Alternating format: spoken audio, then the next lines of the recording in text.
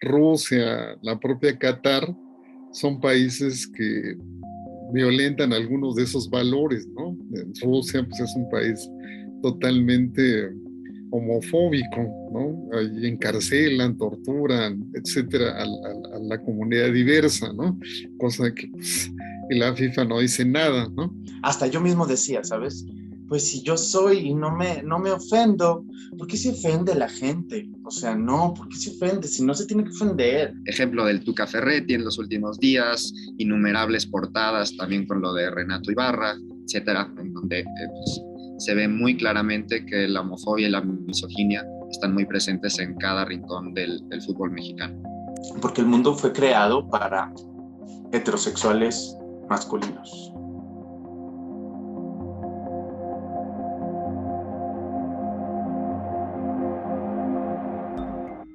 Los antecedentes del grito homofóbico que la afición mexicana lanza se encuentran en la década de los 80, cuando en el fútbol americano infantil juvenil los aficionados de un equipo llamado Potros gritaban ¡pum! Y después la afición mexicana tergiversó, torció este grito hasta como lo conocemos ahora. Antes de llegar al fútbol pasó también por el fútbol americano colegial, la ONEFA, concretamente con el equipo de los Borregos Salvajes del TEC de Monterrey, también en las gradas durante los juegos de fútbol americano colegial se escuchaba el mismo grito, el pum. A partir del 2003, el grito llega al fútbol mexicano. Fue un encuentro un clásico entre el Atlas y las Chivas en Guadalajara, y la barra 51, es decir, la porra del Atlas, en un afán de ofender e insultar al portero Osvaldo Sánchez, comenzó a gritarle el grito que ya todos conocemos. Entonces ahí es cuando llega el fútbol. El grito queda tan enraizado que trasciende y va más allá de solamente, digamos, la rivalidad entre los dos equipos tapatíos. Esa es una versión. La otra versión es que pudo haber nacido también en un juego entre la selección de México contra Estados Unidos, en donde los fanáticos, pues ya habiendo aprendido este grito, pues comenzaron a repetirlo y se volvió, digamos, en una tradición del fútbol mexicano, que cada vez que un equipo iba de visita a algún estadio, entonces cuando el portero realizaba un despeje, los aficionados tenían que gritar esto que, insisto, comenzó como un pum y se convirtió en el grito homofóbico que hoy tiene metidos en serios problemas a la Federación Mexicana de Fútbol y también a la selección nacional. Fíjate, yo como persona homosexual, este insulto, hay un proceso, este grito, hubo un proceso en mí que cambió también mi perspectiva del grito. Entonces, primero yo pensaba, oye, hasta yo mismo decía, ¿sabes? Pues si yo soy y no me ofendo, ¿por qué se ofende la gente? O sea, no, ¿por qué se ofende? Si no se tiene que ofender, es un deporte, bla, bla, bla, bla, bla, bla. Entonces empiezo a platicar con personas un poquito más radicales y más estudiadas en este activismo, investigadas, y empiezo a caer en cuenta y mi conciencia dice, a ver, sí es cierto. Al querer romper con este grito es porque quieres romper una cultura machista, una cultura homofóbica. ¿Por qué? Porque lo están utilizando como un insulto directamente, ¿no? Al portero o al quien sea. Entonces, entonces estás insultando, pero así o sea, así lo mencionas también para decirle a una persona homosexual puto. Entonces ya va como un insulto donde trasfondo de este insulto en real son todas las muertes que han sucedido en las calles por ser puto. Uno de los argumentos que a menudo se repiten y todavía es que no se trata de un grito homofóbico, que pues es simplemente una broma, que el fútbol así es, que en el fútbol se insulta, que es parte de la idiosincrasia del fútbol mexicano y que pues así va a seguir, ¿no? Entonces, creo que, pues bueno, tiene que ver en parte con esta misión pedagógica, por así decirlo, de pues transmitir que el grito no cabe duda de que es homofóbico, ¿no? No se trata de un insulto cualquiera, sino uno que ataque específicamente la masculinidad del portero, ¿no? Se cuestiona, la intención es un insulto porque supuestamente se cuestiona la fuerza, la valentía del portero, que son características que normalmente uno atribuye a varones heterosexuales, y al mismo tiempo se subraya su debilidad, su inseguridad, su temor, que pues obviamente se asocian también a las mujeres, o en este caso a los homosexuales, ¿no? Entonces la feminidad del portero es lo que supuestamente lo hace inferior. Este grito homofóbico que hoy casi todo el mundo condena es el Frankenstein que construyó la Federación Mexicana de Fútbol y que como buen Frankenstein se le salió de las manos. Al principio, cuando había voces que intentaban acallarlo e intentaban decir que no estaba bien y que no era correcto que esto se gritara en los juegos de fútbol, la Federación Mexicana de Fútbol, los distintos presidentes en turno, los propios clubes, los futbolistas, los entrenadores, los directivos lo alentaron. Dijeron que era parte de la cultura de México y que no era ofensivo y que no había ninguna razón por la cual eliminarlo y que pues era parte del folclore del fútbol mexicano y que por lo tanto era muy divertido, gracioso y se tenía que seguir gritando sin ningún problema. Entonces, al haberlo tolerado, al haberlo permitido, fomentado, alentado, porque desde el propio origen del fútbol mexicano se le decía a la afición que estaba bien y le festejaban y le celebraban a los aficionados que lo repitieran una y otra vez, pues lo que quedó clavado en la mente y en la conciencia del aficionado es que eso estaba bien. Entonces, si está bien, no tenemos por qué desterrar ni vamos a dejar de hacer algo que ustedes mismos nos dijeron que estaba bien y que nos lo festejaron. El propio Carlos Monsiváis, el propio Premio Nobel de Literatura Octavio Paz, pues ellos hablan de que en ese vocabulario hay un conjunto de palabras malditas, que esas palabras malditas son palabras muy sexistas, muy violentas, muy homofóbicas, muy racistas, pero que esas palabras, bueno, pues provienen de los sectores populares más proletarios, prácticamente desde finales del siglo XIX, principios del siglo XX, y se fueron configurando en esos sectores populares. Se habla mucho de que uno de los personajes que tradujo o que volvió muy populares esas palabras malditas fue precisamente Cantinflas, y un conjunto de cómicos de carpa, ¿no? De la carpa popular, y que en esa época pues la carpa y el cine fueron la vitrina para llegar a las grandes masas, y entonces esos personajes hicieron populares muchas de estas palabras que se fue apropiando la clase media y que se fueron ampliando y que bueno, pues llegan hasta nuestros días con una raíz histórica muy profunda. Mi interpretación, habrá algunos que creo que no deben ser muchos que defienden orgullosamente su homofobia, pero mi interpretación es que buena parte de la afición se rehúsa a dejar de gritar porque es simplemente una forma de resistir a la autoridad, ¿no? Por eso, mientras más la Femex Food se empeña, junto con la FIFA, en que la gente deje de hacerlo, pues más fuerte grita. Y aunado a eso, pues por otro lado está que no se ha centrado la discusión en torno a la homofobia en sí, sino específicamente en el grito. No ha logrado llegar a los medios, a los principales medios de comunicación, en donde seguimos viendo pues, episodios muy lamentables, además del grito en sí, sino, bueno, tenemos ahí el ejemplo del Tuca Ferretti en los últimos días, innumerables portadas también con lo de Renato Ibarra, etcétera, en donde pues, se ve muy claramente que la homofobia y la misoginia están muy presentes en cada rincón del fútbol mexicano. Entonces, el trasfondo de este grito, para parar este grito, es detener esta cultura machista donde se viven en las calles muertes de compañeros del colectivo. ¿Sí? ¿Por qué? Porque están promoviendo, este grito promueve inconscientemente una actitud homofóbica. en las calles, porque el que manda en tu cuerpo y en tu mente real es el inconsciente. Entonces actúas inconscientemente y la cultura homofóbica se mama, se imita y hay que parar, hay que parar. Entonces este proceso que tuve de decir, no, pues si yo no me insulto y yo soy, a decir, no, es cierto. O sea, ya ves las estadísticas y dices, ¿cuántos han muerto por agresiones? Entonces el trasfondo son todas las muertes y todas las cruces que hay en los panteones o en donde sea, ya poniéndome un poco simbólico, en el mundo.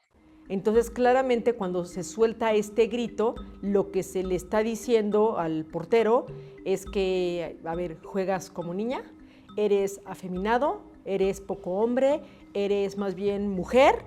Entonces, claramente la palabra se utiliza para decirle no eres hombre, entonces eres homosexual, entonces eres lo que el grito describe muy claramente. Entonces sí, aunque digan que forma parte de la cultura, aunque digan que no tiene la intención de ofender, entonces claramente que sí es homofóbico, aunque digan que no es homofóbico. Bueno, aquí el problema de estos gritos, es este grito con toda esta connotación cultural que tiene, se suma, se articula con otros acontecimientos que hacen que el problema se vuelva más complejo. ¿Cuáles son esos otros acontecimientos? Bueno, pues que en estos últimos meses o en estos últimos años, las canchas de fútbol, los estadios, los espacios de socialización de este deporte también se han violentado. Casi todos los días vemos noticias donde dicen, no, pues hubo tiroteos en una cancha llanera, hubo balazos en un estadio X, hubo enfrentamientos físicos entre las barras y los aficionados, hubo golpizas, ¿no? Hubo incluso hombres armados en un estadio que llegan a... Entonces ahí tenemos una conducta cívica violenta que se ha multiplicado, que se ha acrecentado en el entorno en el que se mueve este deporte. Esa conducta cívica pues se vincula con el grito y ahí se retroalimentan ambas cosas. Y claro, en nuestros partidos de local está clarísimo que este grito no está permitido. Eso no hay, es más, ni pensarlo. Porque al principio, fíjate, y te voy a ser sincero, yo empecé a decir, mushes, ¿no? Pero al decir, mushes, estás llevando el mismo mensaje del, ¿sabes? Porque ese es en realidad. Entonces me quedé pensando, dije, no hay que transformar eso, hay que cortarlo. Entonces, así lo manifestamos nosotros, a partir de los jugadores, sus familiares, y no hay ni qué pensar en ese grito, ¿no? Si el equipo contrario, ¿sabes qué pasa? Que no dicen este grito porque como que sí intimida un poco el Club Mushes, como dicen, bueno, es el primer equipo a nivel mundial representativo del colectivo LGBT más, entonces como que sí se intimidan, ¿sabes? Les da como un shock en este chip, les da un choque y se ve el ahogado aquí de su grito. Por ejemplo, en Estados Unidos, campañas que se han llevado a cabo durante el mes del orgullo gay, para poner el tema sobre la mesa, visibilizarlo, afirmar que es un problema muy real, yo creo que más en México que en Estados Unidos. Entonces, el tipo de campañas y el tipo de diálogo que se tiene que entablar con la afición es muy diferente al que se ha estado llevando a cabo hasta ahora. Pues mira, desde esta categoría empezamos por los jugadores, efectivamente, porque todos, como tenemos ese chip, ¿no? De esta cultura, todos sale alguna broma, sale alguna ofensa, sale algo, pero entonces se les dan pláticas, se les da talleres, o sea, así hay una información para que, para que ellos, vamos otra vez la palabra, se alimenten del club, de la identidad del club. Y porque pues para empezar es el primer filtro, ¿no? Siempre habíamos dicho que el primer filtro no es que juegues bien, es que tengas ganas de aprender a ser diverso, a ser inclusivo. Entonces, se empieza con los jugadores, obviamente, y los jugadores, a través de los jugadores con sus familias. Y entonces así se va alargando, se va alargando y se va alargando y se va agigantando esta comunidad de no necesitas ser la causa para defenderla. Y si bien es cierto, la FIFA, a partir del año que usted cita, ya empieza a generar protocolos para que todos sus afiliados respeten esos nuevos valores, también hay una cierta discrecionalidad. Esa discrecionalidad, pues ya entra la parte política. Por ejemplo, Rusia, la propia Qatar, son países que violentan algunos de esos valores, ¿no? Rusia, pues es un país totalmente homofóbico, ¿no? Ahí encarcelan, torturan, etcétera, a la comunidad diversa, ¿no?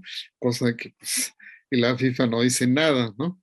En el propio Qatar, que es un país de ese mundo árabe, aunque es un país globalizado en esa cultura árabe, pues hay toda una serie de principios así casi de la época cuaternaria en torno al tratamiento a la mujer, al respeto al medio ambiente, a los derechos humanos, y tampoco la FIFA dice nada. Entonces allí vemos un criterio distinto. Por un lado está el criterio de estos valores universalmente aceptados, pero también está un criterio discrecional, como es el caso de estos dos países, en Rusia y ahorita Qatar. Con base en lo que yo he podido leer de las personas que estudian el fenómeno, creo que puedo concluir que el grito no va a ser erradicado. Es decir, ¿cómo le pides a la masa, a la gente en bola, en un estadio, alcoholizada, con la euforia, que deje de gritar? Si además ya se lo han pedido, o sea, ya le dijeron a la gente, fue divertido mientras duró, ahora ya no lo hagan. Y la gente no lo deja de hacer. Entonces ya es un poco como esta cultura de, como a mí no me parece que esté mal, y como yo lo grito y yo no estoy ofendiendo a nadie, no tengo interiorizado que lo que hago es incorrecto. Entonces si sancionan a la federación o si sancionan a la selección, no me interesa porque la afectación no es directamente para mí. ¿Por qué? Porque todo se queda superficial, ¿no? Multa, insulto, multa, insulto. Y no.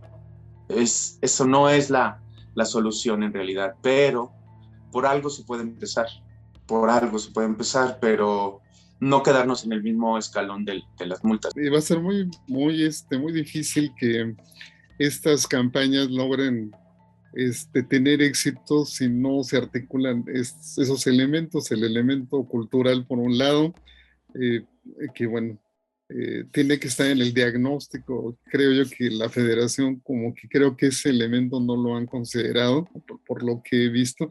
O sea, piensan que es un grito así que salió por generación espontánea y que se va a borrar. Creo que no. Tiene que ver cómo está allí ligado culturalmente. Ese es uno. Segundo, pues que pues al ser un negocio, el aficionado exige, porque paga boleto, exige mejor calidad en el deporte, en el equipo. O sea, el primer elemento es cultural, el segundo es un modelo de negocios que debe de modificarse, ser exitoso, ¿no? Y en un tercer elemento que yo pensaría es que la federación debería de acercarse, ¿no? Al mundo académico, a las universidades, a quienes han trabajado esto, y a lo mejor ahí podría retroalimentar su diagnóstico y a lo mejor encontrar algunos elementos de largo plazo, no con una breve campaña, sino de largo plazo, cómo educar cívicamente a un sector de esa comunidad de aficionados. A lo mejor esas tres rutas podrían ser parte, no de la solución inmediata, pero sí de una solución a futuro. Es complicadísimo. ¿Cómo puedes reeducar a no sé cuántos aficionados hay en el fútbol mexicano, pero una cifra, 20 millones, ¿cómo reeducas? A lo mejor los 20 millones no gritan, 10 millones gritan. ¿Cómo reeducas? ¿Dónde encuentras a esas personas y las llevas y las sientas a un curso para que aprendan que no es correcto decirlo? ¿O cuál es la importancia de que dejen de decirlo? ¿O cuál es lo grave de que lo sigan replicando y replicando? Creo que en todo caso, más bien, a ver, se podría apostar, como esto que dicen, educa a los niños y que las nuevas generaciones sean quienes aprendan para que no repliquen eso, pero ¿cómo vas a educar a las nuevas generaciones si el señor, el tío, el primo grande es el que lo grita y el niño lo está viendo? Entonces ellos van a replicar lo que está ocurriendo en la casa. Es como decía Jorge Valdán, es una montaña rusa, ¿no? Es el espacio de lo salvaje, ¿no? Entonces ahí es donde está cómo atrapas eso y cómo lo regulas, cómo lo normas, cómo lo controlas. Es yo creo que el gran desafío que tienen. Porque el mundo fue creado para heterosexuales masculinos. Así de plano. El sistema de vida, entonces todos nosotros nos tenemos que adaptar a su mundo heterosexual masculino y de ahí viene, ¿no? ¿Por qué? Porque porque el fútbol, para empezar, pues es el deporte mundial y la FIFA, pues, el presidente del mundo. A mí me parece que este Frankenstein que creó la Federación Mexicana de Fútbol y que crearon todos y cada uno de los entes no va a desaparecer porque les dieron permiso de utilizarlo. Y porque, insisto, si la gente en lo individual no interioriza que es ofensivo, que no es correcto, que no se debe hacer, nada va a cambiar. No nos podemos poner a tratar a la masa, al individuo sí, y me parece una labor titánica. No sé quién es el valiente que la va a hacer.